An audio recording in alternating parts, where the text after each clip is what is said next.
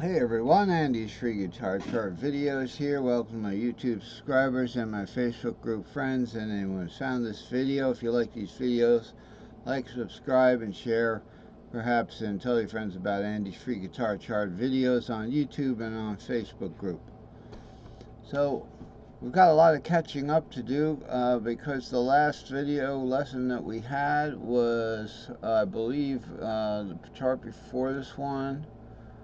Okay, so where we didn't discuss this, but briefly, it's not going to be the subject of today's lesson, but 512, we've got 12 key cage shaped chord shaped sweeps, and all that really means here is that we would start with one shape here, let's say K7D, and we're going to be moving that shape effectively to the right by, in this next fretboard, adding another fret down here to cage 12 cage key normal, and the first modal, or the first 12 key cage, becomes K1 or root.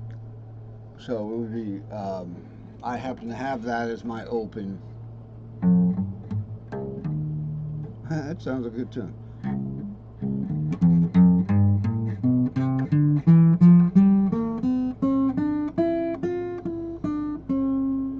Okay, I think one of those strings is out of tune. Okay, so here's our K1 cage. So we've added a fret here, and K7 now becomes the K1 cage. We can see that the E shape here, I guess, would be right here in this.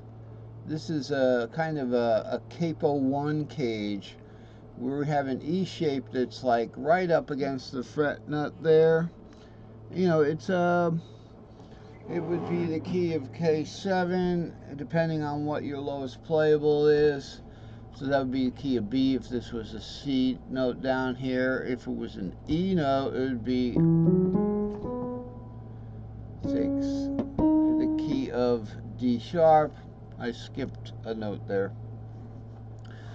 So I just want to briefly explain this before we get on to today's lesson. So we add another fret, and we go from the K1 now, we're going to the K2B. See, we've added another fret down here to the R, and that changes the key situation. It's sunken 1, okay? And the direction of the sync isn't always obvious. So that becomes K2B. So if this lowest playable note on your fretboard is an E, it'd be the flatted second, so E would be E, F sharp, flatted second. So that would be the key of F there. So let's put the capo where your fret nut is. Okay, it would be the key of F there, and we'd have root 2, 3, 4, 5, 6, 7, root. Okay, so that would be, that's what's happening, and we can add another fret. So we're adding a fret, okay, and we're effectively, by adding a fret, we're kind of syncing. It's kind of everything else in guitar is kind of like a backwards forwards relationship. So this may or may not be proper use of the word, but this is where the concept became, because what we really want to find out is what happens when we start syncing this chord. Say it's in K2. If it's your E, it'd be the key of F sharp. If it's down C tuned, it'd be the key of D. What happens when we start syncing the E shape across the board? So here's our E shape here, right here where we start, and then we sync it one more, and that E shape starts moving across the cage, you see? And then we have associated circles with that here. This is essentially a Locrian because it's colored Locrian. So we have a lot of E action going on here.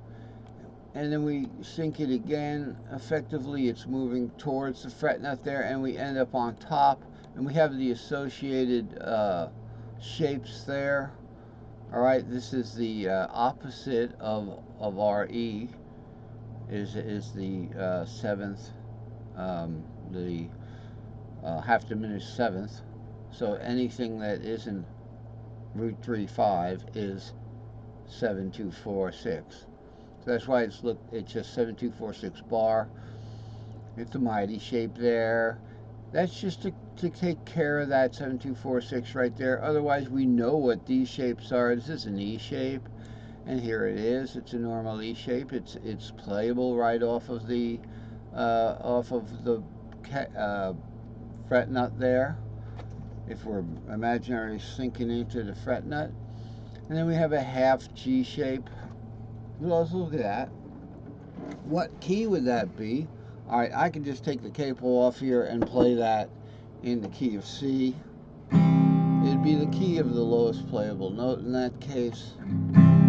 Now, the second minor would be a half G minor shape, that kind of thing. The third minor would be a half A minor shape, and the fourth major would be an A shape. The fifth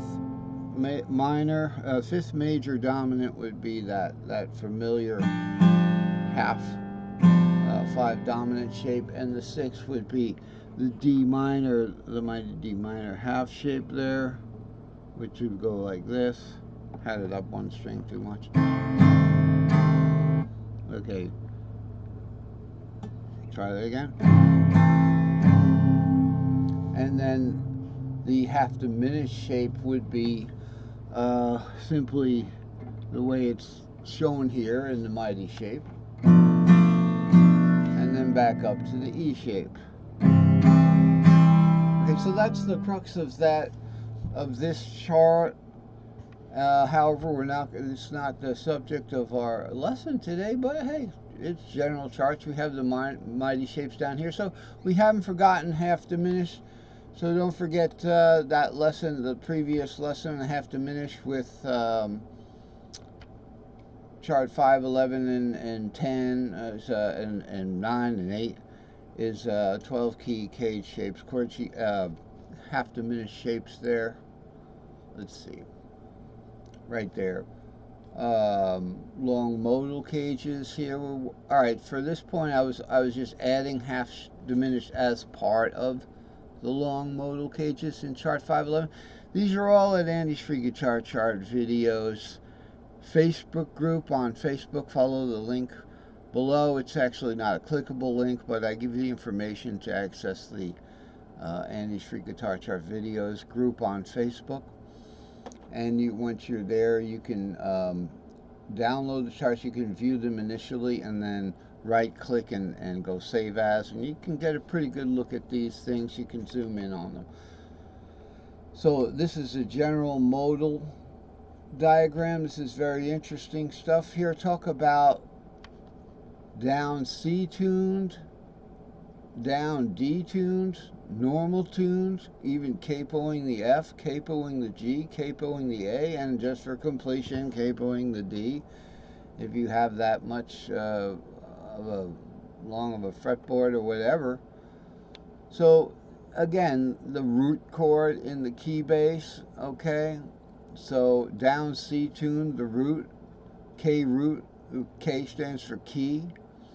So K root would be C, D, down D, and normal would be E tuned. And then if, say, we have K6, it would be the relative 6 of C. If your lowest playable is C, relative would be A minor, okay, or it'd be the key of A rather. And down normal tuned, K6 would be the C sharp, key of C sharp. So that's the way that it all pans out. And I put this chart here so that when I'm discussing this with y'all, that we could check this and make sure we don't get mixed up. Okay? But remember, today we're going to try to catch up the charts, so we're going to have to go from 511 all the way up to 519. So let's go ahead forward. past the chord sweep. Okay, and remember for this we're back. We have the 12 key and the keys and the lowest playable note. All right, previous lessons can review that. It's been in many lessons. I just spoke about the lowest playable note in any cage. So even if you put a finger bar here, your lowest playable note is on the bass string there. Okay, so the key would be related to the lowest playable note. All right, so that's how that works. Now, depending on where the root is in the chord shape or in the arpeggio or the scales. So let's move ahead. Now we get into the new topic that I've been working for a week straight, night and day. Chart 513, back to basics, music staff formulas. Okay, so in retrospect, after making 513 through 519 and experimenting with various ways to indicate, to split the music staff up. Okay, so that's what we're going to do. I can explain this stuff right now with this simple stuff, but I didn't know this when I made this chart. What was really going to be important? Let's look at the music staff. Okay, so first we always start with middle C. This is the easiest way. So this is the treble clef up here. This is the bass clef up here. I'm going to try not to do too much editing with this one, but I might edit it. I'll probably edit it. Treble clef is TC. That's right here with our big G up there. It's a big G. It circles around the G here. See how that's nice? It's just a big G and does its little circle around where the G is. They're just being artistic. Also, the bass clef looks like a big F, and it's got the two dots that are the G and the E note that indicate the F note right there. Now the numbers, so remember, that's bass clef is BT. Okay. Now upper, we got different clefs indicated here. Okay, and I can tell you right now, upper treble is up here, but this down here, that is lower bass.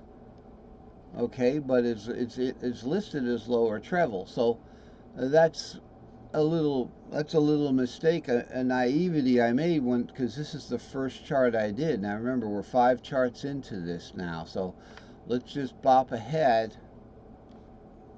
But before we do that, in the earlier charts I made a big deal about this. This is a great big G and an F here, okay?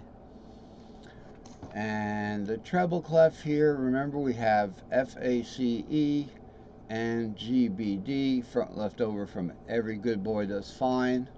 Every good boy does fine. If we look at your general note staff, here you have the 4 lines, okay, and then sitting above it, we have 5 notes like that.